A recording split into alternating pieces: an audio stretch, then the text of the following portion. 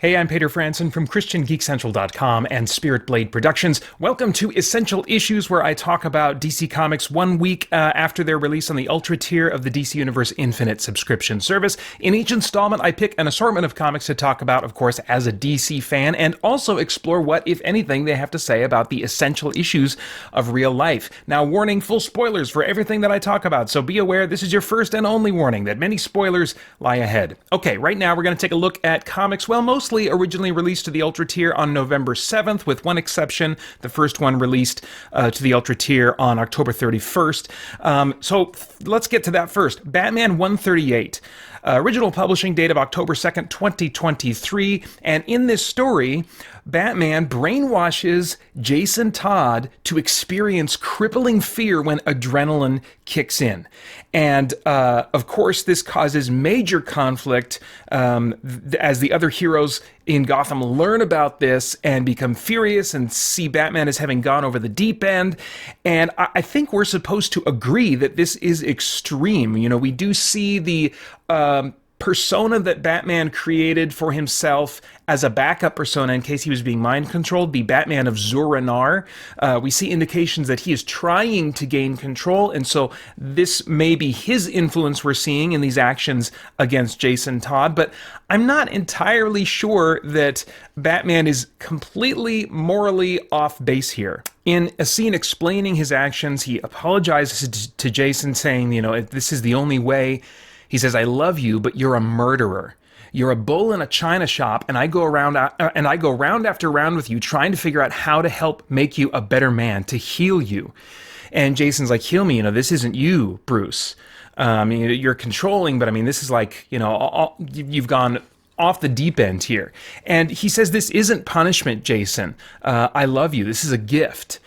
Any way you look at it, you should be in prison for all the people you've killed. This is me saving you from that, saving you from yourself. Now, that justification is not actually a very good one. I mean, from a justice standpoint, or at least as far as like a governmental justice standpoint, he should stand trial for what he's done, and he should be given what has been deemed the appropriate, the fair, the just punishment in the society that he lives in.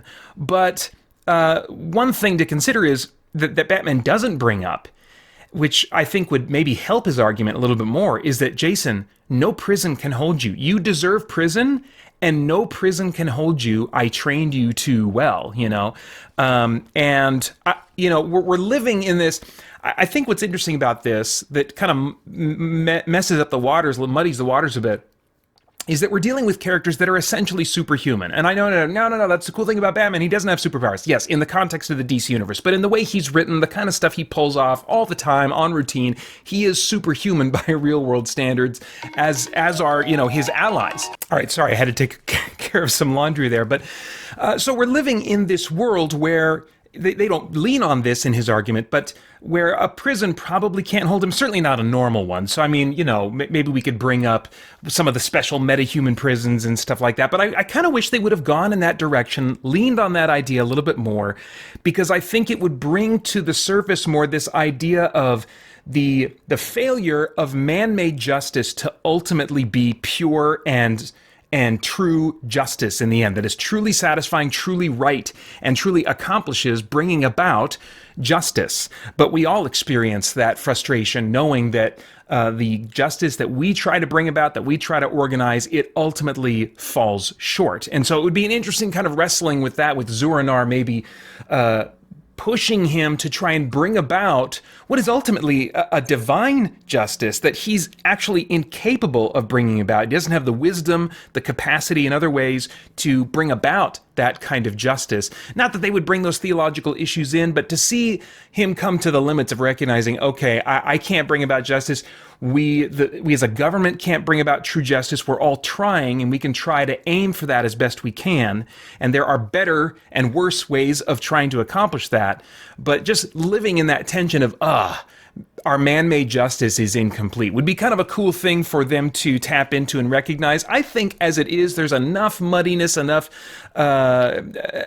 vagueness or lack of clarity here, enough tension that I do appreciate. I think it kind of triggers, at least in me, the exercise of trying to deal with that tension and the messiness of a situation like this in the comic book world, of which there are some kind of parallels in the real world. Next, we've got Wesley Dodds' The Sandman, #1, released October 10th, 2023 on comic book stands. And this is a period piece, and it has both some whimsy and some weight to it, which I find interesting. It has him bringing back his old catchphrase when he's taking down villains, you can't withstand, something like you can't withstand the Sandman's dark dream. And I'm like, okay, cool. This is like a dark, noirish vigilante kind of thing.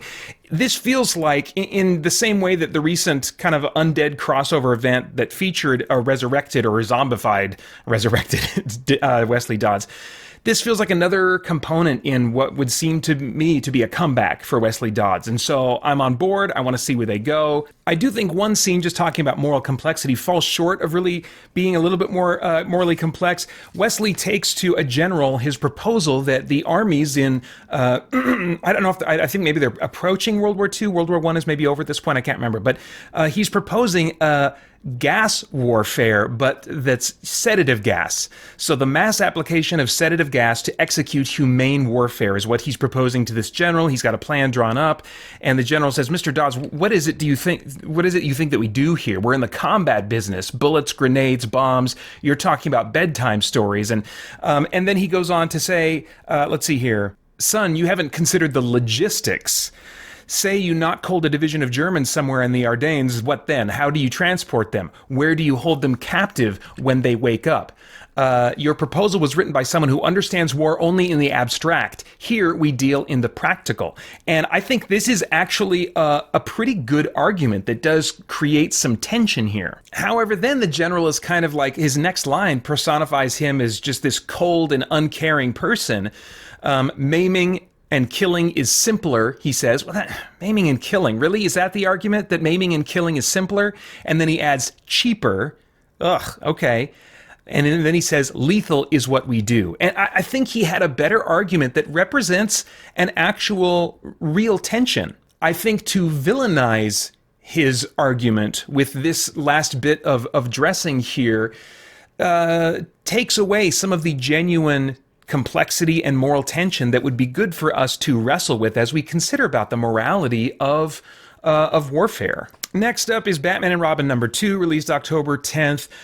This I'm finding, I think, is too lighthearted or maybe tween-targeted for me. It introduces the villain Shush, which I think is like a spin-off of Batman's villain Hush, and I feel like Hush is underutilized to get this spin-off character.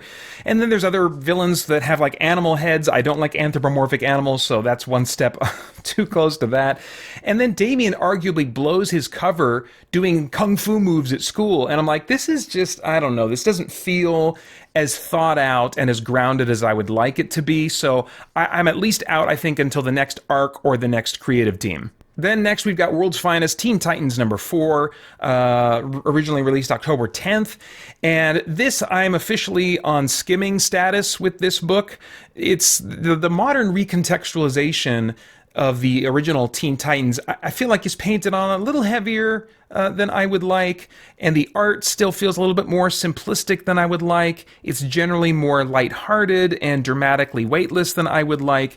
Bumblebee's dark or tragic past was kind of teased in the last issue, but despite her dominating this cover in issue #4, we really don't get a payoff, an exploration, a reveal of what's going on in her past that's so clearly driving her in an intense way. And so I'm like, I don't know if I have the patience, given these other elements not really connecting with me.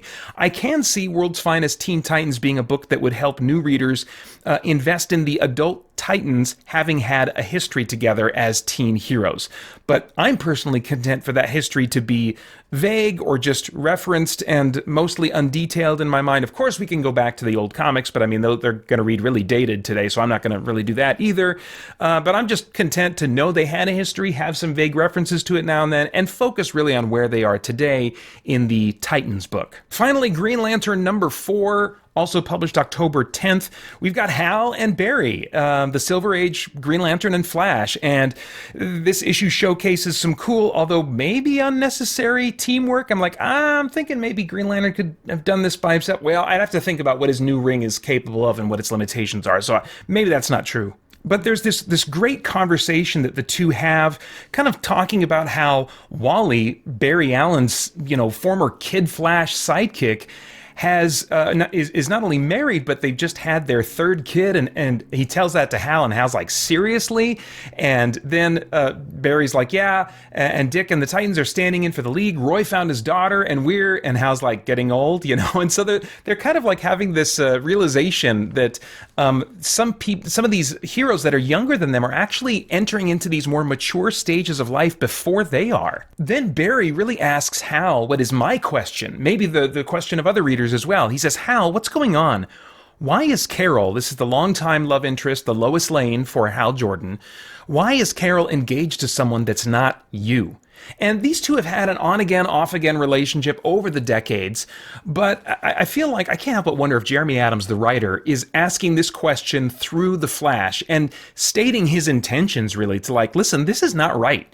This is not how this should be. Carol Ferris is Hal's Lois Lane. We need to grow these characters up. We need to advance their relationships. And if that's the case, that's speculation on my part, but if that's the case, I am totally on board with these heroes growing up and developing their relationships instead of bouncing around to a series of surfacey relationships. And I'm not just saying that because I'm in my mid-40s. I felt the same way in my 20s, just seeing Kyle Rayner go from one relationship to the other that was going nowhere and really surfacey and advancing into bedroom stuff way too quickly. And so Flash really says something really mature to him and says, stop trying to chase her, because he's like, I don't know how to do this. And he's like, well, stop trying to chase her and be the friend she fell in love with. And so I just love that, just even slightly more adult perspective on relationships in comics here. And so I'm hoping that this is where Jeremy Adams is going to bring some of that more mature family valuing angle into this book that he was kind of exploring a bit